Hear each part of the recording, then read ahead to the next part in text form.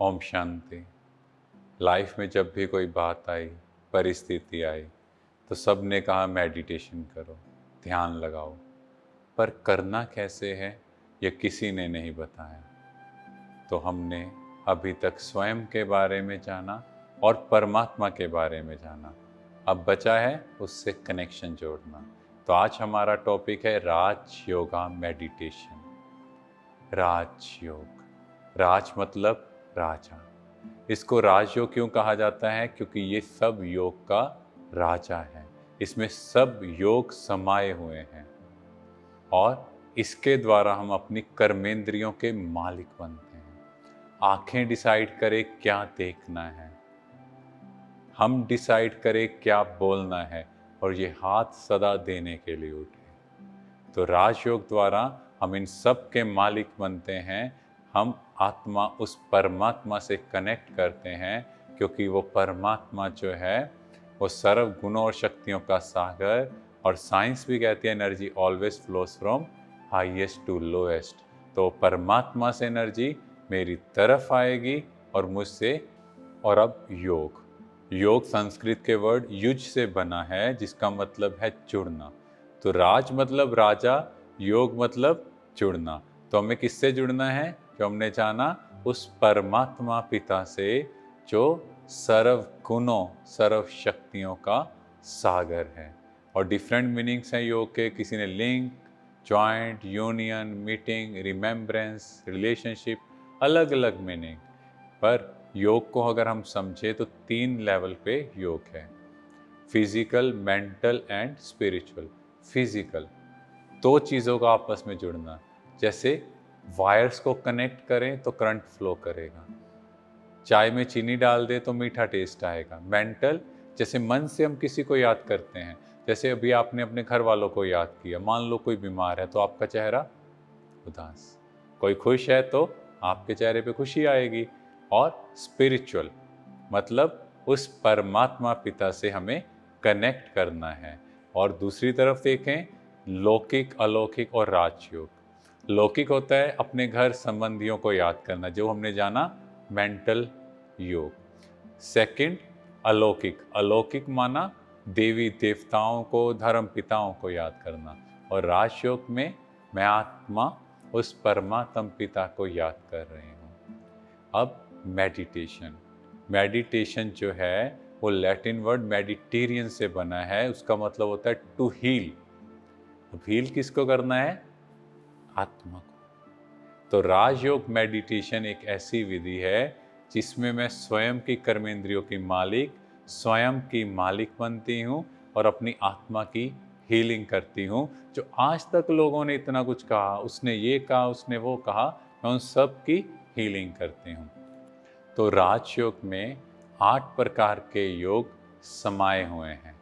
सबसे पहले बात करें कर्म योग। गीता में बार बार कहा कर्म योग। और हमने क्या कहा? भाई अपनी घर गृहस्थी चलानी है, पैसा कमाना है, वो कर्म योग हो गया? नहीं। कर्म करते हुए उस परमात्मा की याद में रहना, उसको कर्म योग कहा जाता है। जब उस परमात्मा की याद में कर्म होगा तो वो कर्म परफेक्ट होगा। नेक्स्ट भक्ति योग। भक्ति, भक्ति में क्या होती है? भावना। तो हमारे अंदर भी क्या भावना है? वो हमारा पिता है। थर्ड है संन्यास योग। सन्यासी क्या करते हैं? घर गृहस्थी छोड़ कर जाते हैं। और परमात्मा क्या कहता है? बच्चे घर गृहस्थी में रहो, सबके बीच में रहो, पर नेगेटिविटी आप पे असर न डाले, जैसे कमल का पुष्प होता है। फिर है समतव योग। समतव माना बैलेंस। अगर हम देखें, या तो लोग घर गृहस्थी में बहुत उलझे हुए हैं, या फिर एक तरफ परमात्मा की तरफ ही लग जाते हैं। परमात्मा कहते हैं दोनों में बैलेंस, घर का काम भी करना है और परमात्मा को याद भी करना है। फिर है ज्ञान योग। दुनिया में जितने भी योग हैं, जब भी कहा गया, ज्ञान नहीं दिया गया। परमात्मा पहले आत्मा और परमात्मा का ज्ञान देता है, फिर योग करना मेरे लिए इजी होता है। तो ज्ञान मिला, योग करना कैसे है? सहज योग। इसके लिए कोई विधि नहीं है कि क्रॉस लेग बैठना है, ऐसे ही बैठना है, हाथ ऐसे होने चाहिए, नहीं। परमात्मा मेरा पिता, तो अगर घर में अपने पिता से बात करनी है तो कैसे करते हैं? दिल से। ऐसे उस पिता से जो भी बात करनी है सहजता से बात करो। फिर है बुद्धि योग। अभी तक हमने सुना कि सारा जो पार्ट है वो मन का है। परमात्मा कहते हैं बच्चे बुद्धि को क्लीन एंड क्लियर करो, क्योंकि मन और बुद्धि एक दूसरे से कनेक्ट हैं। जब बुद्धि बिल्कुल साफ होगी ऑटोमेटिकली मन वही थॉट क्रिएट करेगा। एंड लास्ट इज हठ योग। दुनिया में हठ करते हैं, आज भोजन नहीं करना, आज एक पैर पे खड़े होना, या हठ है स्वयं को बदलने का, उस परमात्म पिता से कनेक्ट करने का। तो अभी हम एक वीडियो देखते हैं, उस वीडियो से हमें और क्लैरिटी होगी। मेरा मन नहीं था, उन्होंने जोर दिया तो मैंने खा लिया। मुझे ये सब कुछ ठीक नहीं लगता, लेकिन मजबूरी है। मैं तो डॉक्टर बनकर सेवा करना चाहती थी, लेकिन वो खुश नहीं थे। क्या करें, लोक लाज का ध्यान तो रखना ही पड़ता है।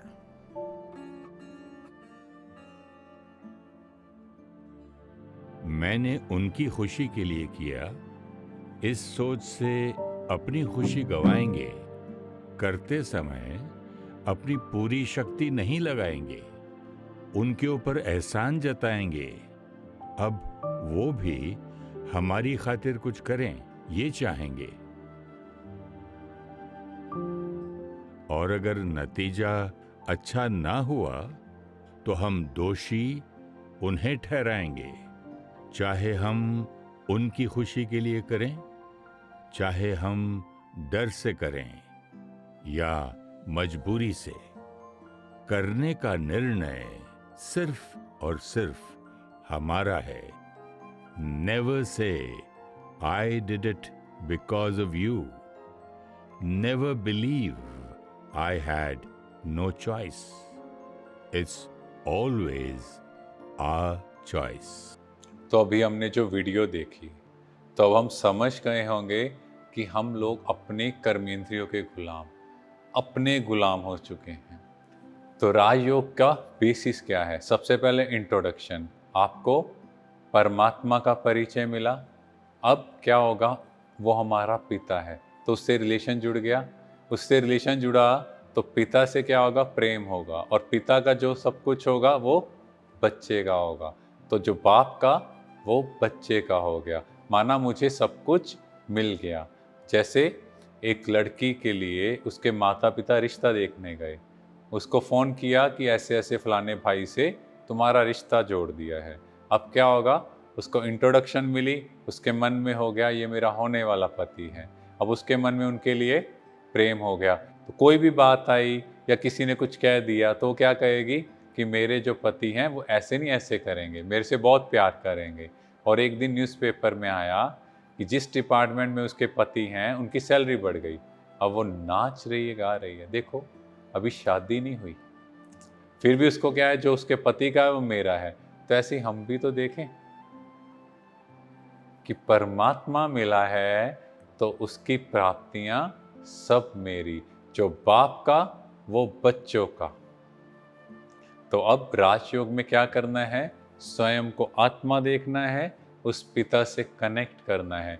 ये शरीर रूपी भान तोड़ना पड़ेगा, क्योंकि अगर हम देखें तो मंदिर में भी क्या लिखा है? जूता चप्पल उतार कर जाओ, चमड़े की चीज नहीं पहनो। माना कि ये देह का भान भूल कर जाना था, इस शरीर को भूल कर जाना था, और अंदर में आत्मिक भाव से जाना था, पर उस भाव से तो गए नहीं। हमने तो जूते चप्पल बेल्ट उतारी, अंदर गए। तो परमात्मा कहते बच्चे ये देह भूलोगे तो ही मैं आपको याद आऊंगा। तो राजयोग का प्रोसेस में क्या होगा? सबसे पहले हम मनन करेंगे, अपने को आत्मा देखेंगे, परमात्मा से किरणें मेरे ऊपर। धीरे धीरे हम कंसंट्रेशन की ओर जाएंगे, और फिर हमें रियलाइजेशन होगा, क्योंकि परमात्मा से वो शांति की किरणें मुझ में समाती जाएंगी, और जिससे जो ये 5 विकार हैं जो हमें दुखी कर रहे हैं, परेशान कर रहे हैं, ये टूटते जाएंगे, और हमारा स्वयं पर कंट्रोल हो जाएगा। कि परमात्मा जो है वो वाइब्रेशंस को कैच करता है। आप क्या बोल रहे हो वो मैटर नहीं है, आपके अंदर क्या भाव है वो मैटर करता है। तो कुछ मिथ्स हैं मेडिटेशन के रिलेटेड, जैसे कुछ लोग अपने संकल्पों को स्टॉप करेंगे, कुछ लोग प्रार्थना करेंगे, कुछ मंत्र जाप करेंगे। देखो गलत कुछ नहीं, आपने थॉट्स पे कंट्रोल किया, कितनी देर, आधा घंटा, 1 घंटा, बाकी 23 घंटे आपने प्रार्थना की, ठीक है, भगवान कुछ मांगा, वो पिता है, उसका सब कुछ मेरा। मंत्र जाप किया, हाई एनर्जी वर्ड्स हैं, मना नहीं, पर कितनी देर करेंगे। और फिर कई बार हम योगा, फिजिकल एक्सरसाइज के रूप में प्राणायाम या ब्रीदिंग एक्सरसाइज करते हैं तो अच्छा लगता है, ये सब कुछ शरीर का हो गया। यहाँ आत्मा की तलाश, आत्मा को क्या ज़रूरत। अब कई लोगों को लगता है मेडिटेशन के लिए बहुत टाइम चाहिए, क्रॉस लेग बैठना है और आप दुनियादारी छोड़ देंगे, आपको शांति की जगह चाहिए। नहीं, अगर आपसे पूछा जाए आपको अपने बच्चे से बात करनी है तो आप कैसे करोगे? कुछ छोड़ना पड़ेगा? नहीं, चलते फिरते कहीं भी आंखें खोल के भी अपने पिता को याद कर सकते हैं। तो अब परमात्मा को लोग क्यों याद करते हैं? पहला है बिजनेस, स्वार्थ पर ही याद, बिजनेस रूप में। भगवान मेरा ये काम कर दो, 10 रुपए का भोग चढ़ाऊंगा, लाख रुपए का काम और 10 का भोग, अगर काम नहीं हुआ तो भोग कैंसल। सेकंड, डर की वजह से बहुत कॉमन बोलते हैं वी आर गॉड फीयरिंग, हमें परमात्मा से डर लगता है। अरे भैया, डरता कौन है? जो गलत काम करता है। हम सब उसके बच्चे, तो हमें उससे डरने की क्या जरूरत। तीसरा, कंप्लेंट, शिकायत, फरियाद, भगवान उसके साथ ऐसा किया, मुझे भी तो अच्छा कर सकता था ना। जैसे आपने एक कहानी सुनी होगी, एक व्यक्ति ने भगवान की तपस्या की तो कहते भगवान प्रसन्न हो गए, उसको कहा क्या चाहिए, उसने कहा मुझे, ऐसे कहा तो भगवान ने कहा जो तुम मांगोगे तुम्हारे पड़ोसी को डबल मिलेगा। तो उसने कहा मेरी एक आंख फोड़ दो और पड़ोसी की दोनों। माना हमें अपनी खुशी में खुश नहीं है, हमें दूसरों के दुख में ज़्यादा खुशी हो रही है। और चौथा, हमने भगवान से गलत रिलेशन बनाया, वो मालिक मैं दास, तेरे चरणों की धूल। भगवान कहता तू मेरा बच्चा है, तुझे मुझसे मांगने की जरूरत नहीं है, तुम हक से बोलो क्या चाहिए। और भगवान से हम कोई भी रिश्ता जोड़ सकते हैं। इसलिए गायन है, तुम मात पिता हम बालक तेरे, तुमरी कृपा ते सुख कनेरे, तमेव माता च पिता तमेव, तमेव बंधु च सखा तमेव। माना उसके साथ मात पिता, गुरु, खुदा, दोस्त की कहानी सुनी होगी। तो ऐसे कोई भी रिलेशन उसके साथ जोड़ सकते हैं। जैसे सती अनुसुईया ने उनको अपना बच्चा बना लिया, पार्वती माँ ने उसे अपना पति बना लिया। तो भगवान के साथ हम कोई भी रिलेशन जोड़ सकते हैं। देखो, हर एक की लाइफ में कुछ ना कुछ प्रॉब्लम है। आपकी लाइफ में जिस रिलेशन की कमी है, आप भगवान के साथ वो रिलेशन जोड़ लो, तो आपकी लाइफ बहुत ब्यूटीफुल हो जाएगी। तो अब हम भगवान को अपना सच्चा साथी बना लें। तो राजयोग द्वारा क्या है? राजयोग द्वारा हम बीज डालते हैं, प्योर थॉट। जैसे मेरे साथ जो होगा अच्छा होगा, मेरे साथ जो होगा परफेक्ट होगा, मेरे जैसी भाग्यवान आत्मा कोई नहीं। जब वो बीज डालेंगे तो हर बीज का फल जरूर होगा। और जब हम ये प्योर थॉट्स क्रिएट करेंगे, ऑटोमेटिकली मेरा माइंड शांत हो जाएगा। तो अभी ये रिसर्च से हम देख सकते हैं, तो म्यूस में देखा गया कि जो नॉर्मल एक्टिव लोग हैं उनका ब्रेन वेव्स कैसे चल रहा है, और जो रोज मेडिटेशन कर रहे हैं उनकी वेव्स कैसे रिलैक्स्ड हैं, उनका respiratory rate, heart rate, BP, everything उसमें डिफरेंस आ रहा है। अगर इस फोटो में आप देखो तो नॉर्मल पर्सन का कैसे अनऑर्गेनाइज्ड है, और 15 एंड 25 मिनट्स में डिफरेंस दिखाया है, कैसे ब्रेन सिंक्रोनाइज होना स्टार्ट हो गया। और वो सिंक्रोनाइज्ड वेव्स कितनी ब्यूटीफुल लग रही हैं, और हमारा राइट एंड लेफ्ट ब्रेन दोनों काम करने शुरू कर रहे हैं। Left brain logical, right brain is emotional. अगर देखा जाए, या तो हमारा इमोशनल ब्रेन काम करता है या लॉजिकल, पर जब हम मेडिटेट करते हैं तो हमारे दोनों ब्रेन्स काम करते हैं, दोनों साइड्स एक्टिव हो जाती हैं। और मेडिटेशन से क्या है, अगर आप देखो लेफ्ट साइड या राइट साइड, कौन सा पढ़ना आपके लिए इजी है? तो ऑब्वियसली आप कहोगे राइट साइड। Reason, space. तो मेडिटेशन से क्या होगा, अब मैं कोई बात आएगी उस पर इमीडिएटली रिएक्ट नहीं करूंगा, मैं रिलैक्स होऊंगा, देखूंगा, फिर उस पर रिएक्ट करूंगा, तो उससे मेरी लाइफ बेटर हो जाएगी।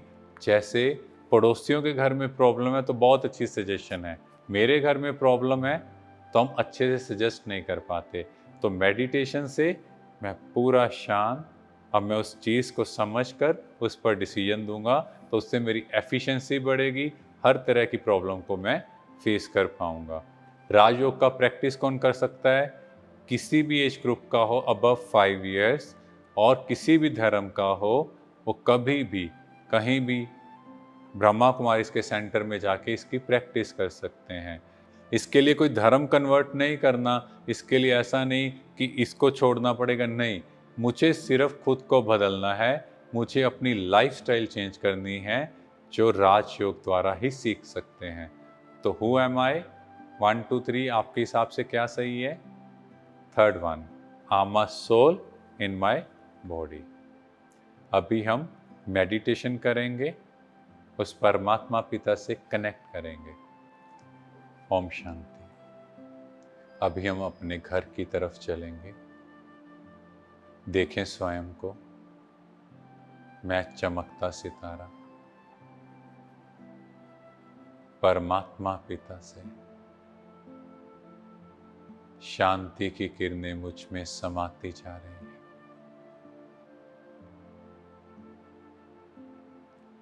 और मैं सितारा अब इस शरीर से अलग होकर धीरे धीरे ऊपर की तरफ चल रहा हूं, इस घर के ऊपर, इस शहर के ऊपर, बादलों से पार, इस पृथ्वी ग्रह के ऊपर, सूर्य चांद से भी पार, अपने घर, परम धाम,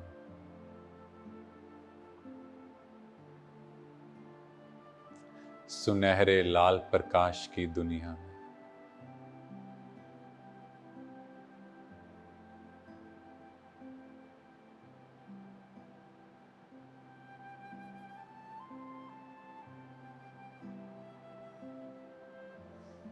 जहां बस बाबा और मैं, वो परम सितारा जो हम सबके पिता हैं, शांति धाम की संपूर्ण शांति मुझ में समाती जा रही है। अनुभव करते जाएं इस शांति का। बाबा से किरणें मेरे ऊपर और मुझसे निकल चारों ओर फैलती जा रही है।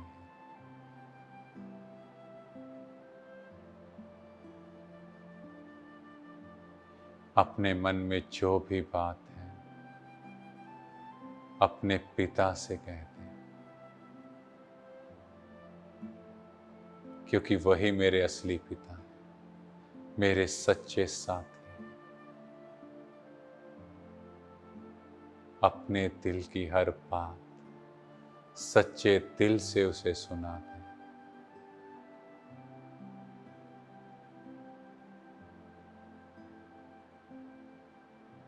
जैसे छोटा बच्चा अपनी माँ को सुनाता है, ऐसे हर एक बात अपने पिता को सुना दें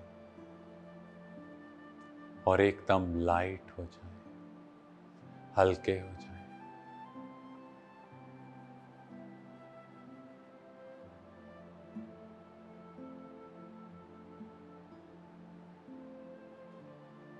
बाबा को सुनाकर बाबा से शांति की किरणें ले। अब मैं आत्मा वापिस अपने घर की तरफ चारों ओर शांति की किरणें फैलाते हुए वापिस आ रही हूँ। इस पृथ्वी ग्रह के ऊपर पूरे विश्व को शांति का दान दे रही हूँ।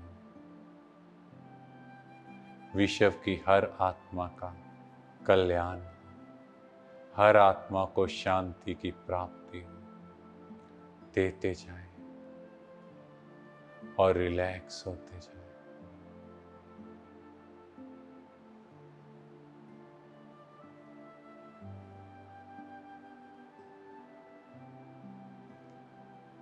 जैसे जैसे बाबा से किरणें लेकर मैं इस विश्व में फैला रही हूँ, पूरे विश्व में शांति के प्रकंपन फैलते जा रहे हैं।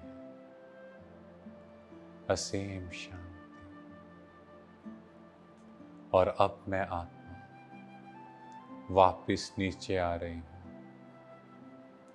इस शरीर में प्रवेश कर रही हूँ।